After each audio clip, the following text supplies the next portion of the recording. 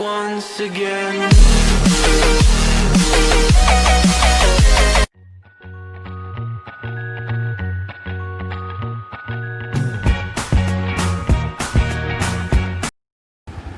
Hello everyone, today we are starting fourth chapter of physical education. Chapter name is Physical Education and Sports for Children with Special Needs. So first of all, we focus on introduction. It is natural to want to and accept to be a healthy individual without psychological limitations. Nevertheless, there are those among us who have a disability or disorder, whether caused by genetic, environment factor or any other reason beyond their control. So students, इस chapter में हम बात करेंगे ऐसे लोगों की, ऐसे persons की, ऐसे स्टूडेंट्स की जो मेंटली या फिजिकल डिसेबल्ड होते हैं. इट मीन्स वो फुली कैपेबल नहीं होते हर एक काम को परफेक्ट तरीके से करने के लिए. क्लियर? और वो डिसेबिलिटी बहुत टाइप से हो सकती है, साइकोलॉजिकल भी हो सकती है, जेनेटिक भी हो सकती है, या फिर किसी एक्सीडेंट्स के थ्रू भी हो सकती है, या किसी इन्वायरमेंट फैक्टर के थ्रू भी हो सकती है. क्लियर? लेकिन यहाँ पे हम ये बिल्कुल नहीं कहेंगे कि जो थोड़े से मेंटली डिसेबल्ड या फिजिकली डिसेबल्ड पर्सन होते हैं वो किसी भी वर्क को परफेक्ट नहीं कर पाते हैं. लॉट्स ऑफ टाइम जो मेंटली डिसेबल्ड या फिजिकल डिसेबल्ड पर्सन होते हैं वो एक नॉर्मल ह्यूमन बीइंग से ज़्यादा अच्छा परफॉर्म करते हैं, बिकॉज वो अपने आप को एज अ चैलेंजिंग पर्सन देखते हैं कि लाइफ उनके लिए एक चैलेंज होती है. इसलिए हम कहीं भी उन्हें नॉर्मल पर्सन से कम नहीं कह सकते. क्लियर? तो सबसे पहले हमें ऐसे पर्सन के लिए रिस्पेक्ट लानी है जो मेंटली फिजिकली थोड़े से डिसेबल्ड होते हैं. सबसे पहले हमें ये सोचना है कि हम एक नॉर्मल ह्यूमन बीइंग से, और हमें उन्हें एज अ रिस्पेक्ट वे में देखना चाहिए. ये देखना चाहिए कि वो कितना स्ट्रगल करते हैं अपने आप, उनके लिए लाइफ एक चैलेंज होती है. क्लियर? चलिए अब हम देखते हैं concept of disability and disorder. First of all we discuss what is disability. The word disability refer to the inability or incompetency in performing any functional work by the body. It is actually the consequences of any impairment caused to the functional ability of a person. Disability can be present in a person by birth or can also be due to any unforeseen situation during his lifetime. Disability हमने पहले discuss किया. क्या होता है disability का मतलब? जब एक ह्यूमन बीइंग फुली कैपेबल ना हो, फुली एबल ना हो किसी वर्क को करने के लिए, वो डिसेबल्ड हो, वो किसी वजह से परफॉर्म नहीं कर सकता. और उसकी डिसेबिलिटी मैनी टाइप्स हो सकती है. हो सकता है कि वो बाय बर्थ हो, बाय बर्थ ही उसके जीन्स में हो सकता है कि वो फुली कैपेबल ना हो किसी वर्क को करने के लिए, या फिर हो सकता है लाइफ टाइम में कोई एक्सीडेंट हुआ हो जिसकी वजह से वो कैपेबल ना हो. क्लियर? चलिए now we discuss what is disorder. अब हम पढ़ेंगे डिसऑर्डर क्या होता है. Simply put, a disorder is an illness or dysfunctional factor that affect the physiological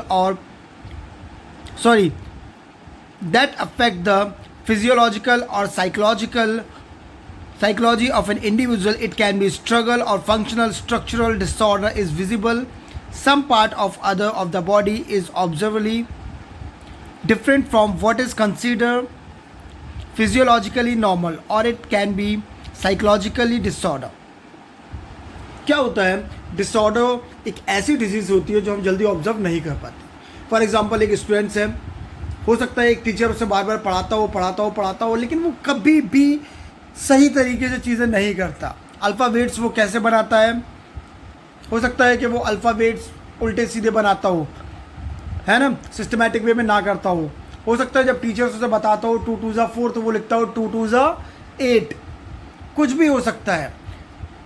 again and again teachers के बताने पे भी जब स्टूडेंट्स परफॉर्म नहीं कर पाता तो टीचर्स को लगता है कि यार ये वीक है, बहुत ज़्यादा वीक है.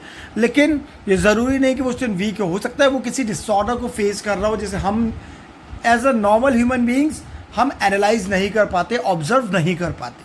क्लियर? तो डिसऑर्डर एक ऐसी डिजीज़ है जो नॉर्मल ह्यूमन बीइंग जल्दी ऑब्जर्व नहीं कर पाते. डिसऑर्डर कंडीशन में जो भी स्टूडेंट्स होता है, जो भी बंदा होता है, वो हमें नॉर्मल नज़र आता है. लेकिन जो इंटरनली होता है, लाइक उसकी जो थिंकिंग प्रोसेस होती है, अंडरस्टैंडिंग प्रोसेस होती है, वो सिस्टमैटिक वे में वर्क नहीं करती, जिसकी वजह से वो चीज़ों को सिस्टमैटिक और बी ऑन टाइम परफॉर्म नहीं कर पाता. This called disorder.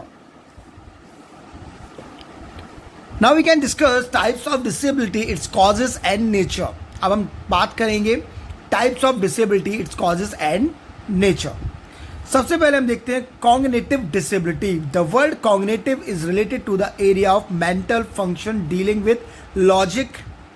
सबसे पहले जो अगर हम बात करें कॉग्निटिव की, तो जो एरिया हम इसे रिलेट करते हैं मेंटल फंक्शन से, जो डील करता है लॉजिक से. The processing of information received by the various sensory organs. An individual having cognitive disability will face problems while assimilating, storing process and producing information, which may further lead to difficulties at performing motor functions.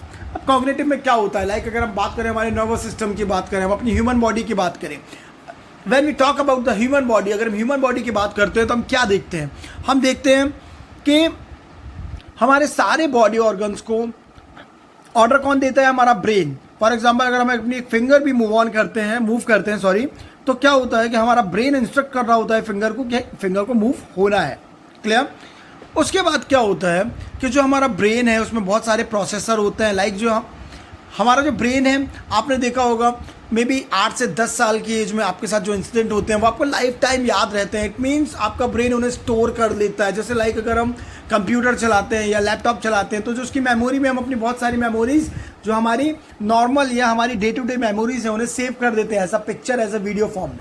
Same working our brain, ऐसे ही work करता है हमारा brain. जो हमारी बहुत बहुत पुरानी लाइक जो हमारी चाइल्डहुड रिलेटेड मेमोरीज हैं वो कैप्चर कर लेता है, स्टोर कर लेता है. ठीक है. लेकिन क्या होता है, जो स्टूडेंट्स या जो बंदा कॉग्निटिव डिसेबिलिटी फेस करता है उसके साथ क्या होता है, हो सकता है उसे ये सारी चीज़ें याद ना रहती हों, या फिर वो किसी चीज़ को लर्न करने में काफ़ी ज़्यादा फोकस लगाता हो लेकिन उससे फोकस ना होता हो.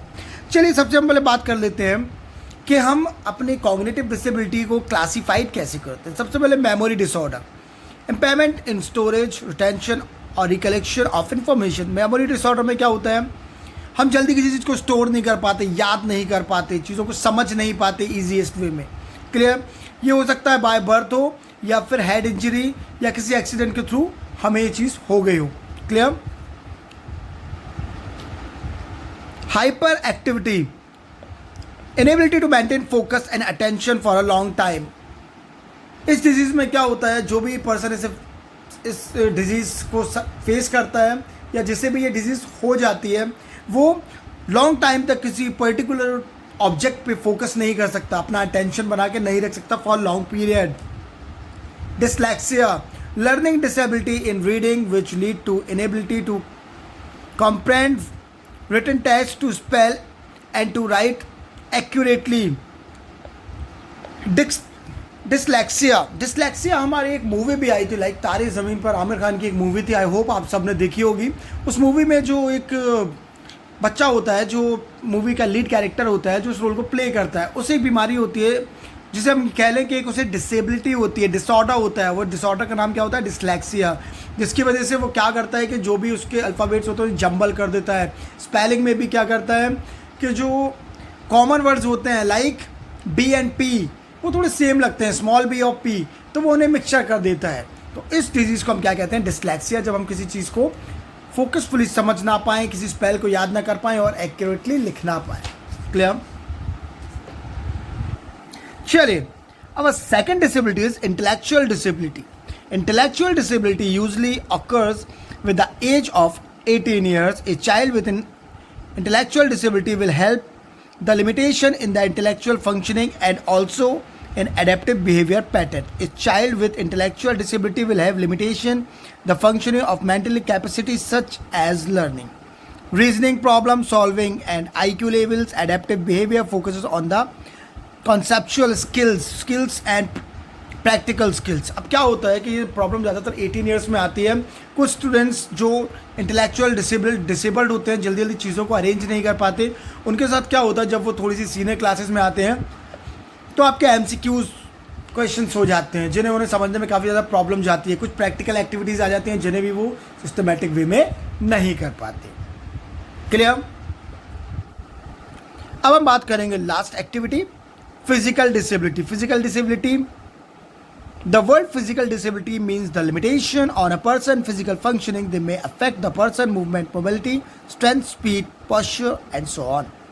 फिजिकल डिसेबिलिटी आप समझ चुके होंगे। Physical disability it means physically हम आइडेंटिफाई कर सकते हैं कि कोई बंदा किसी वर्क को करने में डिसेबल्ड है, फुली कैपेबल या एबल नहीं है। अब ये कैसे हो सकता है? ड्यू टू जेनेटिक डिसऑर्डर, जन्म से ही हो सकता है, फादर मदर में से किसी को हो तो बच्चे में आ गया हो। मसल डिस्ट्रॉफी, हो सकता है किसी को कोई मसल डिस्ट्रॉफी हो गया हो, किसी का कोई मसल्स इंजर्ड हो गया हो।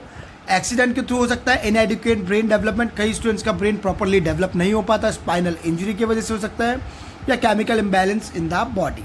क्लियर? ये कुछ रीजन थे जिनकी वजह से फिजिकल डिसेबिलिटी जनरेट होती है, क्रिएट होती है। क्लियर? आई होप सो आपको हमारा आज का लेक्चर काफ़ी अच्छे से समझ में आया होगा। बाकी का टॉपिक डिस्कस करेंगे हम हमारे नेक्स्ट लेक्चर में। तब तक के लिए थैंक यू।